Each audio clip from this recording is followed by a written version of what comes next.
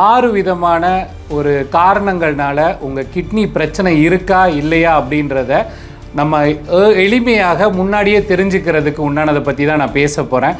என்னென்ன விஷயங்கள்னால உங்கள் கிட்னி பாதிச்சிருக்குன்றத ரத்த டெஸ்ட் பண்ணாமலேயே உங்களுக்கு தெரியணுமா? இந்த வீடியோவை பாருங்கள். அனைவருக்கும் வணக்கம். நான் உங்கள் டாக்டர் பிரகாஷ். இன்றைய ஆரோக்கிய விழிப்புணர்வு பகுதியில் இப்போ நம்ம ரத்த பரிசோதனை பண்ணணும். ஆனால் நம்ம எல்லாருமே ரொம்ப பிஸியாக இருக்கோம்ல, போய் ரத்த பரிசோதனை பண்ணுறதுக்கு ரொம்ப கஷ்டமாக இருக்குது அப்படின்னு நீங்கள் நினச்சிங்கன்னா, இந்த விதமான சிம்டம்ஸ் இருந்துச்சுன்னா நீங்கள் கட்டாயமாக ரத்த பரிசோதனை பண்ணியே ஆகணும். அதுக்கு ஒரு எக்ஸ்கியூஸ் கொடுக்காதீங்க. என்னென்ன காரணங்கள்னு பார்த்தீங்கன்னா, உங்கள் யூரின் போகும்போது பபுள்ஸ் ரொம்ப அதிகமாக இருக்குது, இல்லை ஃபோமி யூரின்னு சொல்லுவாங்க.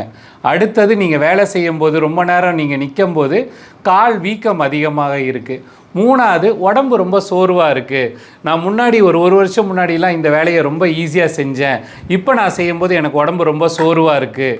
இது ஒரு மூன்றாவது காரணம். நாலாவது உங்களுக்கு இனிப்பு செக் பண்ணுறீங்க, வீட்டில் செக் பண்ணுறீங்க, இனிப்பு உங்களுக்கு ஒரு 10க்கு மேலேயே இருக்குது, இல்லை 15க்கு மேலே இருக்குது. ஒரு சில நேரம் இங்கே வரும்போது இனிப்பு செக் பண்ணி பார்ப்போம், அந்த இனிப்பு ரீடிங்கை கூட காட்டாது, அந்த அளவுக்கு அவங்களுக்கு அதிகமாக இருக்கும். இது ஒரு முக்கிய காரணம். நாலாவது உங்களோட ரத்த கொதிப்பு. இப்போ நீங்கள் வீட்டில் ப்ரெஷர் செக் பண்ணுறீங்க, அந்த ப்ரெஷர் அதிகமாக இருக்குன்னா இதுவும் அடுத்த ஒரு நீங்கள் ரத்த பரிசோதனை பண்ணணும் அப்படின்றதுக்கு ஒரு சிம்டம். ஆறாவது அடிக்கடி நைட்டில் யூரின் போகிறேன், என்னால் என்னோடய யூரின் கண்ட்ரோல் பண்ண முடியல, நைட்டு 5 தடவை 6 தடவை எந்திரிச்சு போகிறேன். இந்த 6 விதமான சிம்டம்ஸ் உங்களுக்கு இருக்குது அப்படின்னா நீங்கள் என்ன செய்யணும்னா, கண்டிப்பாக இரத்த பரிசோதனை செஞ்சு பார்க்கணும். அதில் உங்களோட கிட்னி ஃபங்க்ஷன் EGFR எப்படி இருக்குன்றதை கண்டிப்பாக தெரிஞ்சுக்கணும்.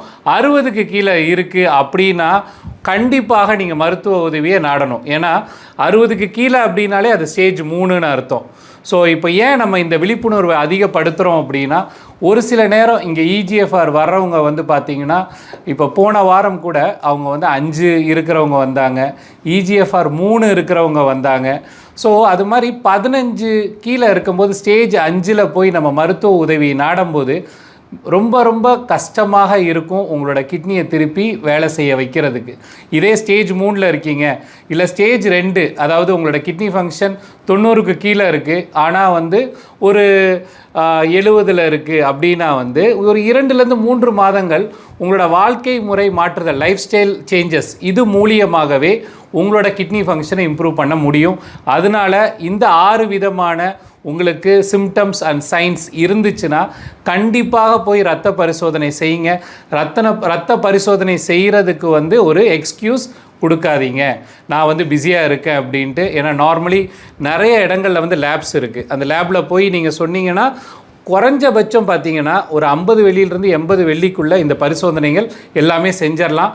எங்களோட ஆலோசனை உங்களுக்கு வேணும், இல்லை இங்கே ரத்தம் எடுத்து பரிசோதனை பண்ணணுன்னா கூட கீழ் உள்ள நம்பருக்கு நீங்கள் காண்டாக்ட் பண்ணி எங்களை நீங்கள் சந்திக்கலாம். நன்றி, வணக்கம்.